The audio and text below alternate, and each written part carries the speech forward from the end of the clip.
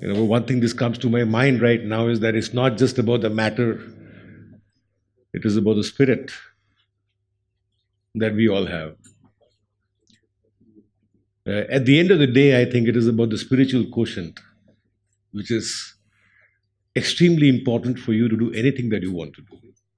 I'm reminded of the quote which said that we are not human beings trying to have some kind of a spiritual experience now and then, but we are spiritual beings inside the human body.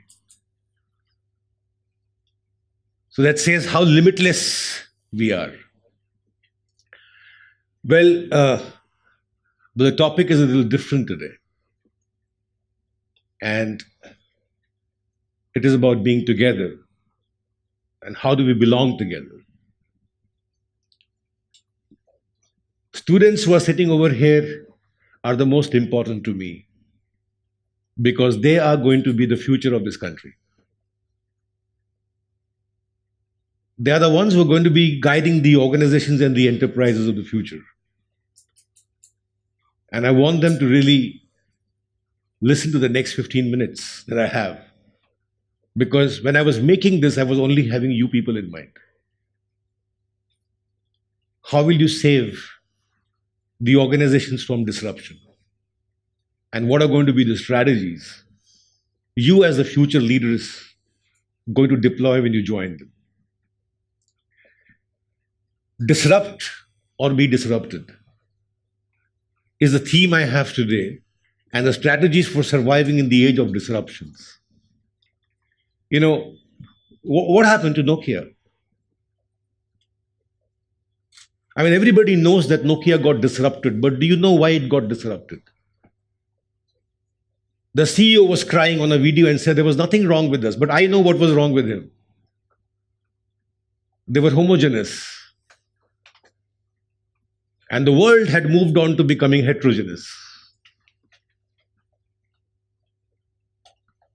Samsung went to Silicon Valley, partnered with Google, and the world leader with 75% market share in India or all over the world vanished. And Samsung had no internal capabilities for innovation.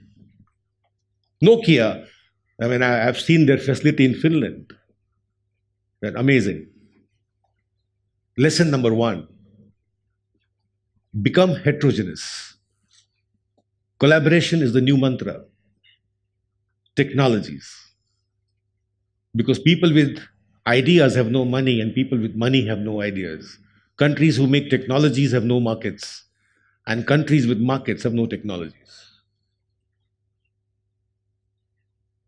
You'll have to play that role of bridging the gap. What happened to Xerox? They simply could not predict the future. Most of the companies that I've worked with, they only have the present box. And there is nothing about the future box. You as the thought leaders of tomorrow will have to tell them that when the technologies are knocking at the doors, it is extremely important for you to create the new future. And it is not about the perfection of the known. You cannot just be going on perfecting the Xerox machines. I think it is also about imperfectly seizing the unknown. So that's lesson number 2. What happened to the music companies? Who is the largest music retailer in the world today? Not the music companies. It is the iTunes. But remember, when MP3 came in, the record company said that MP3 can never compete with us. Apple came in, seized the opportunity, and became the largest music retailer. Lesson number 3, arrogance. Denial can lead to destructions of the massive companies. So we are in love with the product that we have created. Don't be in love with the product that you created. You're going to kill your own product. So when you go to the enterprises, it is extremely important for you to tell the organizations to Beat the product before the competition does it, because you are your own competition.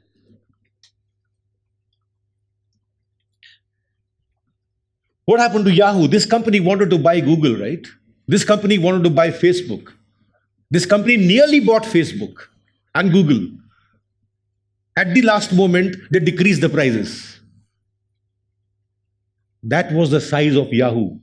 And that company has faded away. You know why? Because they were trying to create bigger markets and not new customer experiences. Lesson number 4. While you go on creating markets, do not forget the fact that you have to do a continuous customer value proposition increase to create those experiences. Google did it. So Google became the world leader. Great lessons for the young leaders, the thought leaders of this institute to go and save, because I believe that Indian companies are today at the brink of disruption. Most of them, they don't even know that they're going to hit the iceberg. What happened to Motorola? This company, which had such a great technology, went into Six Sigma instead of focusing on the product. Everybody was a Six Sigma black belt about 12 years ago. They lost the focus. They didn't know whether they were for Six Sigma or whether for a Motorola phone. Organizations, they lose the focus in between. Blockbuster, this video rental company, going great. What happened? Netflix came in. And Netflix was the company which used to actually carry the videos to the customers. Now they sensed it that it is going to be disrupted. I mean, that's really a very, very sad story. So who could think that you today sitting in the comfortable environment of your house can actually enjoy the best movies of the world today?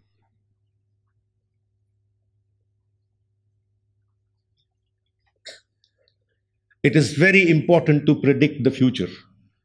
It is very important to anticipate the future, which Toyota did a few years back.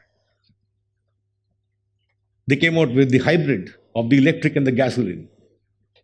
And General Motors was making, cars like Hummers, Buicks, and Saibs. And they filed a bankruptcy. So while the world's number one company became bankrupt, the company which was nowhere in the world made the Prius and became world's number one. Think about it. It is so important to know that we have to evolve. Forget about the past. Tatas have discontinued Nano. A product, how old is Nano? 5 years? A product which is just 5 years old is discontinued today. Lesson number 6. Your innovation might be absolutely brilliant. It will still fail if you do not have the marketing brains. I believe innovations only fail at marketing. I wish 7 years ago they had thought that it has to be exchanged with a bike and a cycle, rather than being pitched to a tier 1 city and saying that this is your khushiyon ki chabi. I kept on saying this is your zindagi ki chabi. But as I said, arrogance leads to the downfalls. Forget about that. 14th of February, A380 discontinued. So while your innovations might be very great, at a certain point of time, they become obsolete as you go ahead. They're not relevant with times. Can you imagine that a wonderful innovation like A380, last flight, last plane, was rolled out on 14th of February?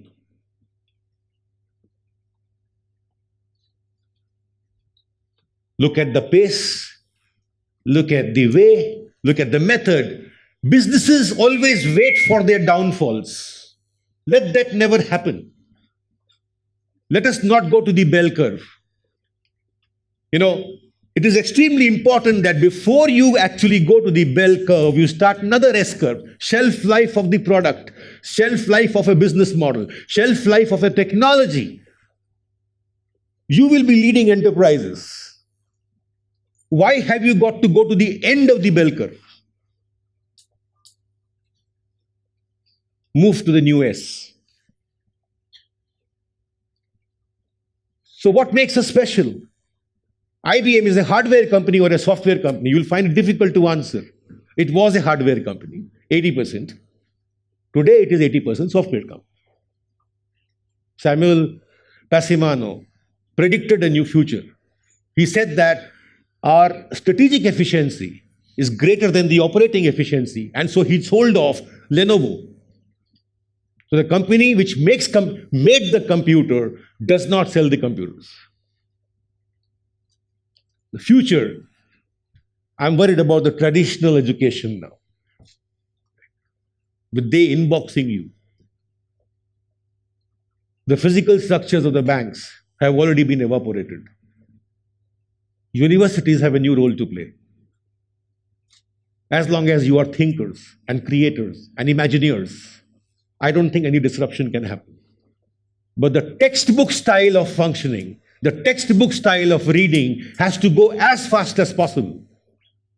You all have to create new things. You all have to imagine new things. You have to, create a new future for the organizations. Otherwise, it's going to be very, very, anything traditional bank, traditional thinking, is in for a very big sort of a disruption. What is happening to Alexa? The big next disruption in the space of technology is going to be voice.